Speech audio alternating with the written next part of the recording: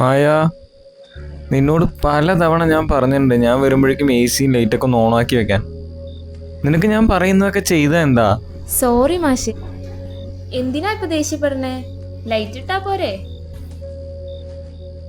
ഇപ്പൊ ഓക്കെ ആയില്ലേ? പിന്നെ ദേഷ്യപ്പെടാതെ. ഓഫീസിലിരുന്നും ഭ്രാന്ത് പിടിച്ചിട്ടാ മനുഷ്യൻ ഇങ്ങോട്ട് വരുന്നത്. ഇവിടെയും ഒരു സമാധാനം ഇല്ലാന്ന് വെച്ചാ. ഒന്ന് ക്ഷമിക്കേ. ശരി, കൈവേദന ഇപ്പൊ എങ്ങനെയുണ്ട്? വലിയ കുറവൊന്നുമില്ല.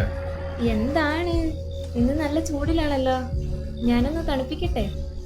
ഇപ്പൊ മൂഡ് സെറ്റ് ആക്കി തരാം.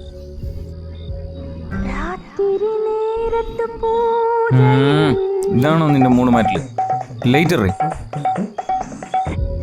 ഓ വേണ്ടെങ്കി വേണ്ട. കാര്യം പറ മാഷെ, എന്തേലും ഉണ്ടേലും തുറന്നു പറ, അതിനല്ലേ ഞാൻ. ഒന്നുമില്ലേ. ഫുഡ് കഴിക്കുന്നില്ലേ? ഇല്ല, വിശപ്പില്ല. എന്നാ പിന്നെ ഞാൻ നിങ്ങളുടെ ഫേവറേറ്റ് കട്ടൻ ചായ ഇടട്ടെ? നീ നടക്കൊന്നും ഒന്നുണ്ടാ? ഇല്ല, ഞാനൊരു ഫ്ലോയില് ചോദിച്ചതാ. ആയിക്കോട്ടെ. അതേ, ഉറങ്ങിയോ? ഫോണിൽ ആരോ ഒരു വോയിസ് ഇട്ടിട്ടുണ്ട്, ഞാനത് പ്ലേ ചെയ്യട്ടെ? എടോ, താൻ ഇന്നും ആ പേപ്പർ റിജക്ട് ചെയ്തല്ലേ? ഞാൻ എത്രയും തന്റെ പുറകെ നടക്കും. തനിക്ക് ആ ഡിവോഴ്സ് പേപ്പറിൽ ഒന്ന് ഒപ്പിട്ടാൽ എന്താ?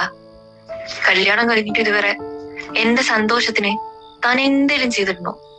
കാലത്തിനേച്ച് സ്റ്റോറിക്ക് പോവും, വീടെത്തിയാലും ആ ഫോണും കമ്പ്യൂട്ടറും. എന്റെ സന്തോഷവും സങ്കടവും ഒക്കെ ഞാൻ ആരോട് പറയാനാ? ആ, തനിക്ക് കൂട്ടുന്ന ആ മായുണ്ടല്ലോ, അവളെയും കെട്ടിപ്പിടിച്ച് കിടന്നു. എന്നെ വിട്ടേക്ക് പ്ലീസ്. ഓക്കെ മാഷേ, ഗുഡ് നൈറ്റ്.